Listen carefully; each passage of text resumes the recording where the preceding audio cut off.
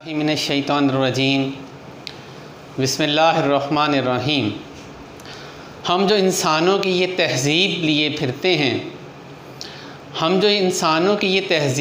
پھرتے ہیں ہم سا وحشی کوئی جنگل کے درندوں میں نہیں۔ حاضرین، یہ جو واقعہ یوم آزادی کے موقع پر مینار پاکستان میں وقوع پذیر ہوا، اتنا دردناک، اتنا کربناک ہے کہ انسانیت کا سر شرم سے جھک جاتا ہے۔ سب سے پہلے تو لمحہ فکریہ یہ ہے کہ قانون نافذ کرنے والے ادارے اور انصاف فراہم کرنے والے ادارے، ان کی رٹ، ان کا کام، ان کی ڈیوٹیز، ان کی ورکنگ کہاں ہے؟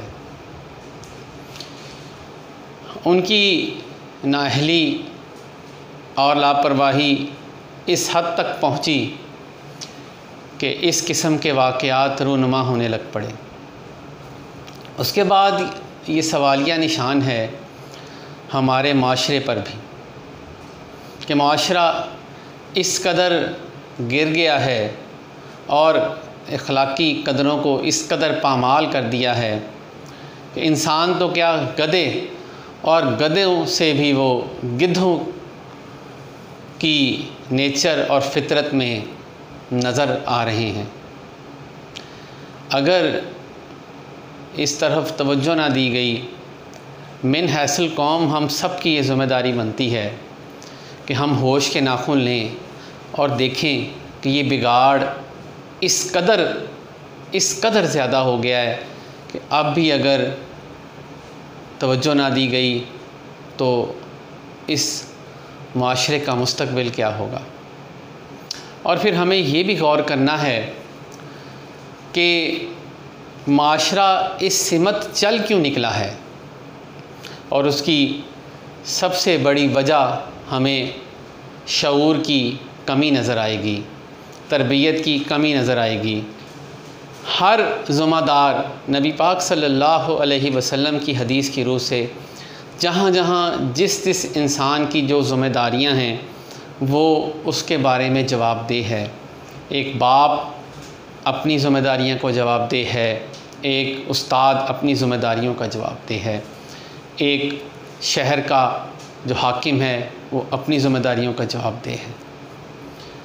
تو ہم نے یہ بھی دیکھنا ہے کہ یہ شعور کی کمی اور یہ تربیت کی کمی، اس کو پورا کیسے کیا جائے گا؟